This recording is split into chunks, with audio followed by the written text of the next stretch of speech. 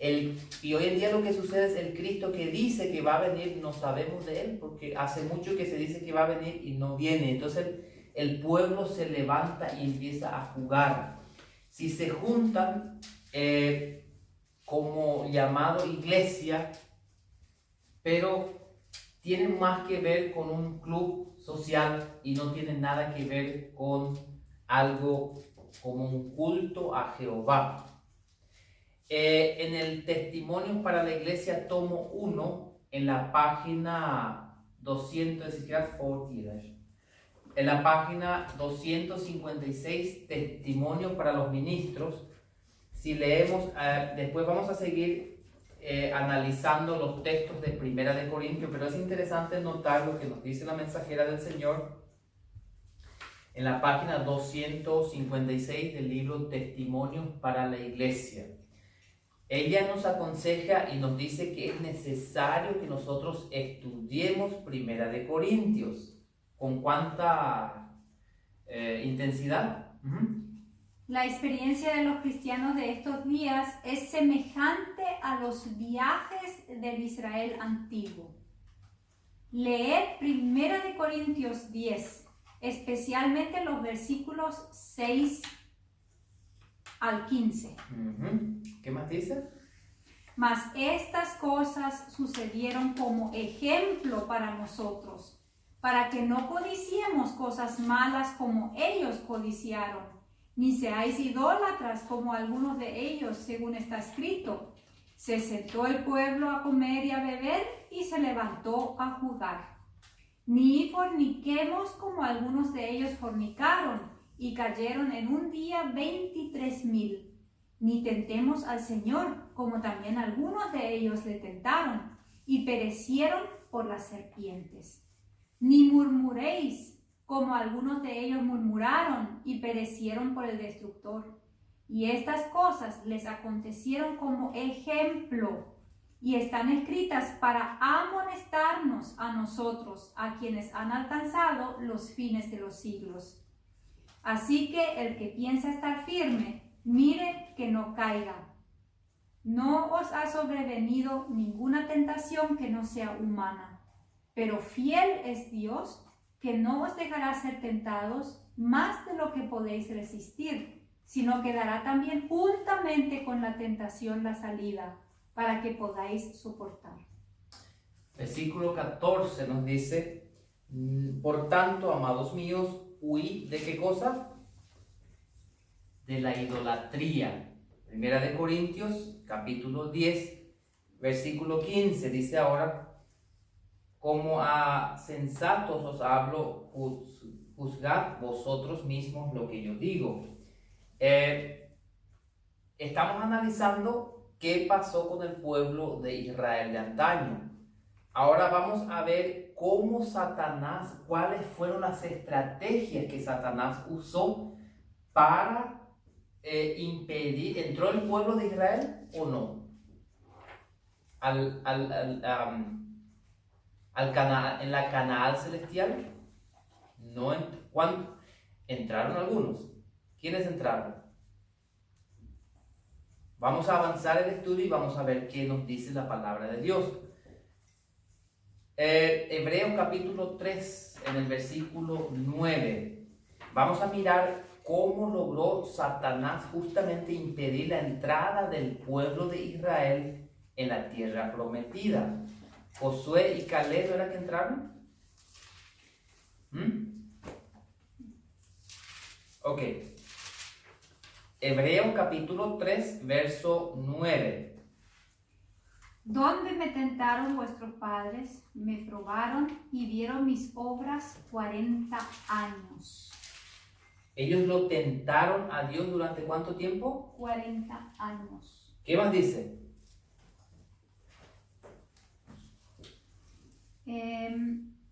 ¿Dónde me he quedado? A causa de lo cual me disgusté contra esa generación y dije: siempre andan vagando en su corazón y no han conocido mis caminos. Aquellos que decían que era del pueblo de Dios, el versículo 10, ellos no conocían el camino de Jehová. Versículo siguiente. Así que juré yo en mi ira, no entrarán en mi reposo. Verso 12. Mirad, hermanos, que en ninguno de vosotros haya corazón malo de incredulidad para apartarse del Dios vivo. Antes, exhortaos los unos a los otros cada día, entre tanto que se dice hoy, para que ninguno de vosotros se endurezca por el engaño del pecado. Los versículos 16 en adelante, 16 y 17. Porque algunos de los que habían salido de Egipto con Moisés, habiendo oído, provocaron, aunque no todos. Mas, ¿con quiénes estuvo enojado 40 años? ¿No fue con los que pecaron y cuyos cuerpos cayeron en el desierto? O sea, ¿cómo logró Satanás impedir la entrada de Israel en la tierra prometida? O sea, ¿cuál fue el blanco que usó Satanás? ¿Cómo Satanás consiguió desviar al pueblo de Dios en su peregrinaje? Dice que ellos tentaron a Jehová. ¿Durante cuánto tiempo? 40 años. 40 años. En el libro Patriarcas y Profetas, en la página 744, nos va a decir de qué manera Satanás tentó y ha logrado con su cometido. Y es de una manera impresionante cómo Satanás usa siempre las mismas estrategias. Y a nosotros hoy en día podemos decir qué ingenuos que fueron, cómo fue que cayeron en esto. A veces somos tentados a decir esto, pero tenemos que estar, por eso dice, hay de aquí, o sea, que se cree estar firme que no caiga. ¿Ok? En la página 744 del libro Patriarcas y Profetas, es impresionante ese capítulo. ¿Cómo se titula? ¿Cómo dice el capítulo de ese libro? La magia antigua y moderna. Satanás, las mismas estrategias que usó en el pasado, lo sigue usando, y con qué bien le está yendo, ¿verdad? Vamos a ver, o sea, que es una advertencia para nosotros hoy en día. Dice, ¿cómo nos dice en el libro Patriarcas y Profetas en la página 744? Satanás estaba resuelto a seguir dominando la tierra de Canaán, y cuando ella fue hecha morada de los hijos de Israel y la ley de Dios fue hecha la norma de esa tierra, aborreció a Israel con un odio cruel y maligno y tramó su destrucción. Por medio de los espíritus malignos se introdujeron dioses extraños, y a causa de la transgresión, el pueblo escogido fue finalmente echado de la tierra prometida y dispersado. ¿Cuál fue el arma que usó?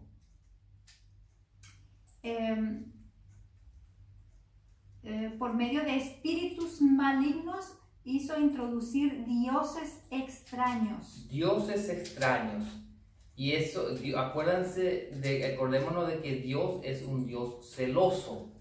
Y la estrategia que usa Satanás es introducir en medio de la nación dioses extraños para confundir al pueblo de Dios.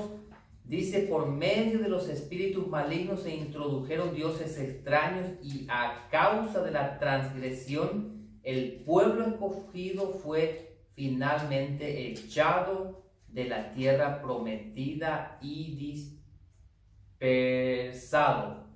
En el libro Señales de los Tiempos del 25 de abril de 1895 nos dice una de las estrategias que usó el enemigo para desviar al pueblo de Dios de la dirección en la cual el Señor le había puesto a ellos que tenían que seguir.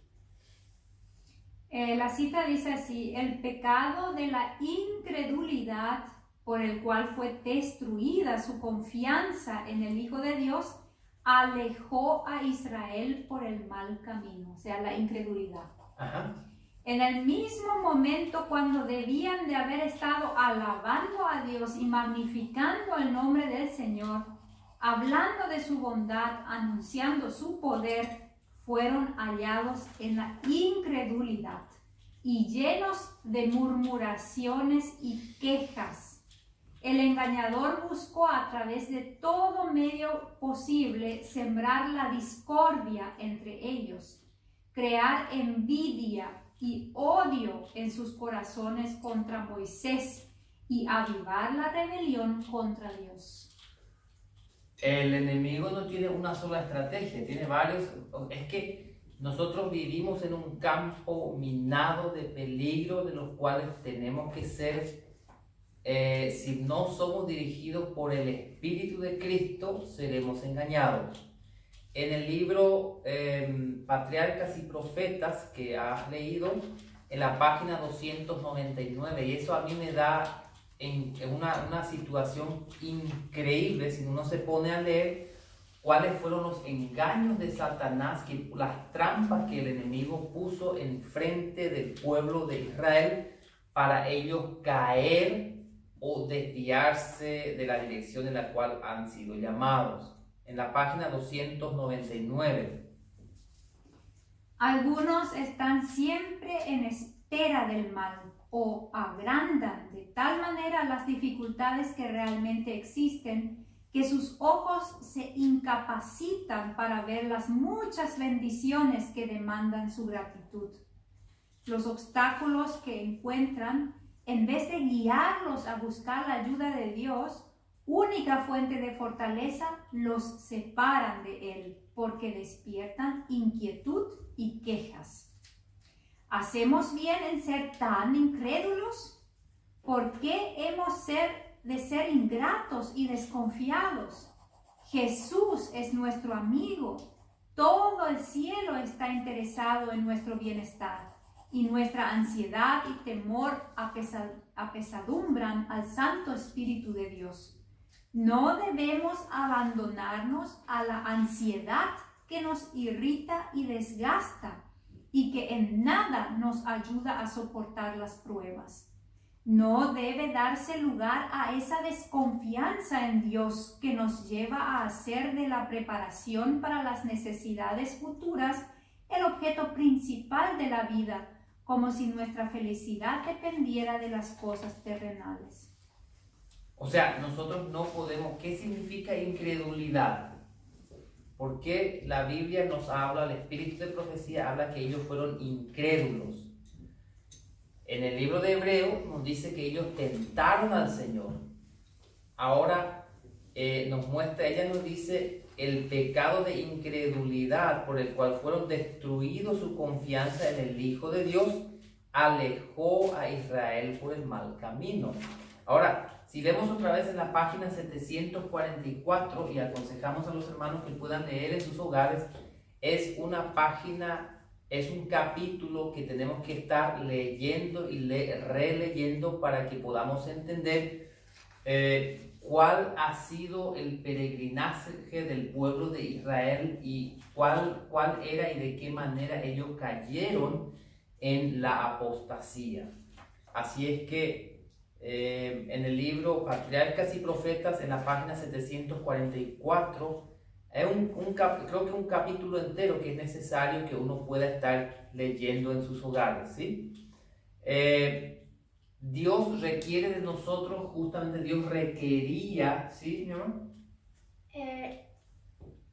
Estela escribió algo en Italia, en italiano. Rosa González nos está mirando y capítulo Estela está preguntando capítulo. ¿Qué capítulo? Estelita está preguntando qué capítulo estamos leyendo. Estamos leyendo la página 744 del libro Patriarcas y Profetas. ¿Me puedes dar el libro, por favor? Sí. Y creo que Rosa González será de Paraguay, si no me equivoco.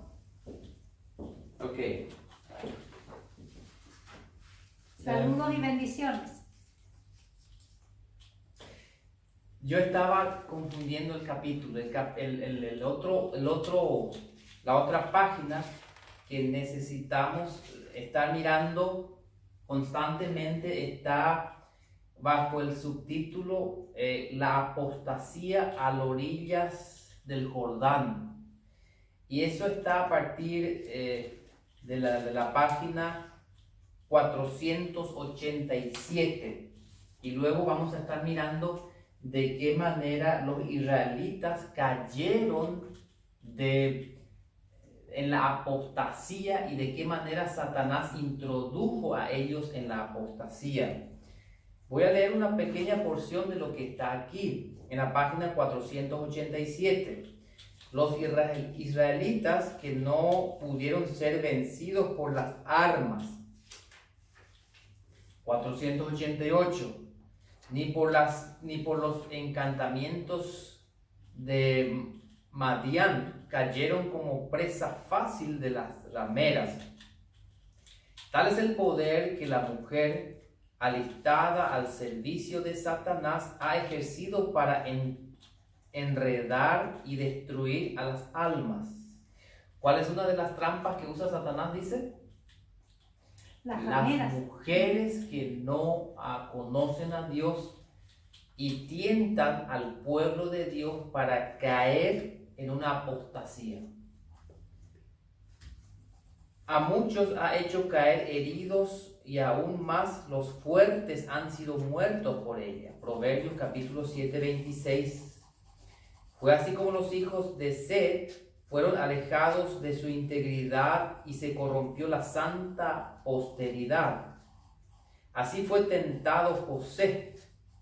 ¿Cómo fue tentado José? ¿Se acuerdan, Jonathan?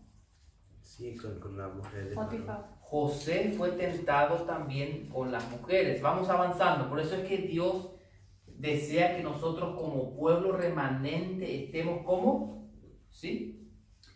Pregunta que llega. Si allí, en ese caso, cuando habla de mujer, habla de iglesia. No, está hablando de manera literal. Literalmente está hablando de las mujeres sinvergüenzas de que están en el mundo. Y hay mujeres que dicen servir al pueblo de Dios también, pero va detrás del maquillaje nomás. ¿Ok? Ahí está hablando de manera literal de mujeres. Y también si lee todo el capítulo de Patriarcas y Profetas, desde la página, o el capítulo se llama justamente La apostasía a orillas del Jordán. Y es que, ¿sí, Sonia? Es que el enemigo, se agarra, o sea, actúa a través de la mujer utilizándola como arma de seducir. Y más aún a quien esté trabajando lógicamente Exacto. para Dios, ¿verdad? Así es. Las mismas trampas, las mismas estrategias sigue usando el enemigo. Por eso Dios desea que su pueblo esté separado. Dios conoce a su pueblo, Dios conoce nuestras debilidades, Dios sabe qué es lo que nosotros podemos soportar y qué cosas no lo podemos soportar. Y por eso más bien mejor es para nosotros no tentar a Jehová. Ser incrédulo significa rechazar los propósitos y principios de Dios. Si vamos a... Ajá, Sonia. Sí, vuelve la pregunta, o sea, no está hablando de la unión con otras iglesias, otra persona dice, las mujeres está diciendo en sí incluso a la misma congregación. Es la pregunta. O sea, en este caso está hablando literalmente. En este caso, a lo que ahora estamos mirando, habla de manera literal. Ahora vamos a lo que Dios espera de nosotros en cuanto a nuestra actitud para con los demás. O sea, en cuanto a la unión ilícita. Ahí sí la Biblia lo llama mujer de manera simbólica, porque mujer en profecía es ¿qué cosa, Jonathan? iglesia. Iglesia, ¿sí, Sonia? La pregunta es si tiene que ver con el atavío, en ese sentido. de la En mujer. ese sentido, el atavío tiene que ver con las mujeres rameras que buscan en seducir a los hijos de Dios, ¿ok? O sea, los atavíos usaban las rameras y las rameras, su función era seducir al pueblo de Dios. ¿Se acuerdan que estuvimos estudiando la última vez aquí en casa con los niños cómo y de qué manera se corrompió el pueblo de Dios? Vamos a ir avanzando. Como ocurrió en Baal, peor. Como Exactamente. decía justamente también Estela, creo, en algún momento Ajá. entre los comentarios. Ujú. Por eso es que Dios desea que su pueblo, dado que los principios de Dios son y tienen que ser distintos a los de las otras naciones de este mundo. Por esa razón no es el hecho de llamarnos cristianos, no solamente decir yo soy tal cosa, ponernos el título, sino que nosotros tenemos que demostrar con nuestra actitud que verdaderamente confiamos y creemos en Dios. Y para nosotros demostrar que con nuestra actitud se vea de una manera clara que nosotros servimos a Dios, miremos qué nos dice el libro de Amós, capítulo 3, verso 3. Y claro que conocemos, dice, andarán dos juntos si no estuvieran de acuerdo. Por eso Dios necesita a un pueblo separado, a un pueblo apartado. Y apartado no de manera de las naciones solamente, sino que apartarse de todo tipo de apostasía, de todo tipo de atavío, de todo tipo de cosas que pueda interferir entre la relación que pueda existir entre Dios y su pueblo. Segunda de Corintios capítulo 6 es un capítulo bien conocido también, que es algo en la cual el Señor también nos indica y requiere que nosotros podamos estar separados. Corintios, el capítulo o el segundo libro de Corintios, capítulo 6, versículos 14 al 17. No os unáis en yugo desigual con los incrédulos, porque ¿qué compañerismo tiene la justicia con la injusticia? ¿Y qué comunión la luz con las tinieblas? ¿Y qué concordia Cristo con Belial? ¿O qué parte el creyente con el incrédulo? ¿Y qué concierto tiene el templo de Dios con los ídolos? Porque vosotros sois el templo del Dios viviente, como Dios dijo, habitaré y andaré entre ellos y seré su Dios, y ellos serán mi pueblo. ¿Te das cuenta? No es solamente el hecho de decir nosotros somos un pueblo remanente, sino que nuestra actitud tiene que mostrar que verdaderamente somos del pueblo remanente. Y nos dice el Señor que nosotros tenemos que como pueblo remanente ser un pueblo peculiar, un pueblo que verdaderamente llame la atención hacia el bien, que llame la atención hacia la santidad. Nosotros no tenemos que mezclar con las otras naciones, sino que tenemos que estar separados. El libro de Marcos, capítulo 14, el verso 38, nos dice algo interesante con referente a este tema. Y después voy a pedirle a Sonia que nos pueda ayudar a que nos lea el libro Mensajes Selectos, Joyas de los Testimonios, tomo 1, en la página 82. Pero primero vamos a leer Marcos capítulo 14, 38. Velad y orad para que no entréis en tentación. El espíritu a la verdad está dispuesto, pero la carne es débil. Nosotros tenemos que orar, tenemos que velar en todo tiempo porque no podemos confiarnos en nosotros mismos, sino que tenemos que confiar en Cristo. El hecho de confiar en Cristo ayuda, o tenemos que nosotros, si confiamos en Cristo, accionar, tenemos que actuar, y eso significa ir en contra de la corriente, significa que si es necesario separarnos de la propia familia, tenemos que hacerlo. Si Cristo nos manda eso, ¿sí? O sea, separarnos no porque a nosotros se nos ocurre, sino que siguiendo los principios y propósitos de Dios. Por eso nos dice en el libro Joyas de los Testimonios, en el tomo 1, en la página 82. ¿Tienes por ahí, Sonia? 82. Ajá. Y luego vamos a leer el libro, o sea, qué cosa requiere Dios de nosotros y que si nosotros verdaderamente tenemos fe, esa fe se tiene que ver en nosotros, en nuestra actitud. Cristo lo exige todo. Si Él requiriese menos, su sacrificio sería demasiado caro, demasiado grande para ponernos a ese nivel. Nuestra fe santa clama por una separación. No debemos conformarnos con el mundo, ni con los que profesan una fe muerta sin corazón. Y si nosotros leemos estos textos, estas citas, a mí me llama mucho la atención ver, y vuelvo a decir, a los profesos llamados pueblo de Dios. No hay diferencia entre el pueblo llamado de Dios y el mundo. Cómo se visten, cómo comen, dónde se van los lugares, qué deportes practican, ¿verdad? Tiene que haber una separación y esa separación tiene que ser no porque nosotros nos sintamos de una manera como que, yo no quisiera, pero ¿qué voy a hacer? Sino que tiene que ser por amor a Cristo Jesús. Quiero leer un comentario, dice, pero como dijeron antes, son cosas que debemos de tomar como ejemplo para evitar cometer estos errores. No es referido a la actual imagen de la iglesia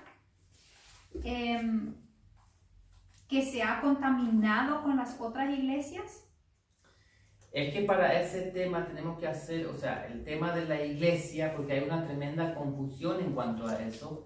Iglesia somos nosotros cada uno en primer lugar, porque la Biblia dice, vosotros sois el templo del Dios viviente. Eso está, si no me equivoco, en el libro de Primera de Corintios, capítulo 7. Nosotros mismos, cada uno somos una iglesia. Nosotros somos el templo del Dios viviente. Por supuesto que si nosotros miramos y estudiáramos, creo que es necesario que hagamos un estudio acerca de lo que es la iglesia o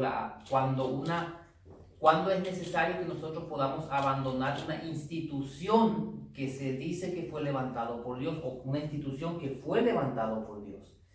¿Cuándo es necesario abandonar esas instituciones? ¿Qué señales tenemos que nosotros ver para salir? Por eso, segunda de Timoteo capítulo 2, 19, ¿qué nos dice?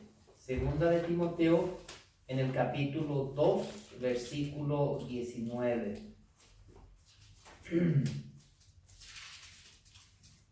Mas el fundamento de Dios está firme, teniendo este sello. Conoce el Señor a los que son suyos y apártese de iniquidad todo aquel que invoque el nombre de Cristo. Nosotros no podemos decir, este es el pueblo de Dios, pero si se está haciendo y adentrando iniquidad dentro de una institución, entonces nosotros, primeramente, apartar significa que nosotros mismos tenemos que abandonar los pecados. Y en segundo lugar, nuestra fe clama por una separación. Hay dos cosas que tenemos que nosotros llevar en cuenta. Una cosa es la separación y otra cosa es la división. Son dos cosas diferentes. O sea, Dios no permite que su pueblo esté dividido, pero Dios permite que su pueblo se separe, se aparte de las malas prácticas que pueda ofrecer este mundo. Vuelvo a decir, en cuanto a la forma o a la manera de actuar una iglesia o una institución, por supuesto que el Señor nos dice en su palabra lo que requiere de nosotros como pueblo remanente. Testimonios para la iglesia, ¿sí? También saludamos a José Hernández, que nos está acompañando. Y sigo leyendo comentarios. Entonces, cambiemos de templo.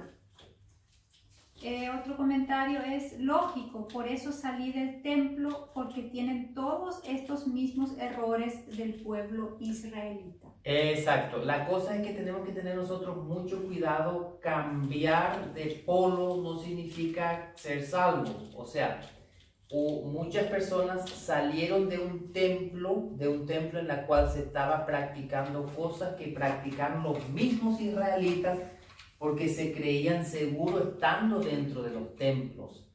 Ahora, si nosotros hemos decidido salir de la corrupción en la cual se encuentran o de las instituciones que están siendo corruptos, si decidimos salir de ahí, nosotros tenemos que también pedir al Señor que pueda refinar nuestro carácter y nuestra manera de vivir, nuestra manera de hablar, nuestra manera de actuar, nuestra manera de comer. Conozco a muchas personas que salieron, dicen no tenemos nada que ver con esto y le empieza a poner nombres y empieza a maldecir. No, nosotros no podemos actuar de esta manera, sino que nosotros tenemos que buscar, si pudiéramos, pasarle a ellos la palabra de Dios y que ellos puedan ver en nosotros la luz de Cristo Jesús.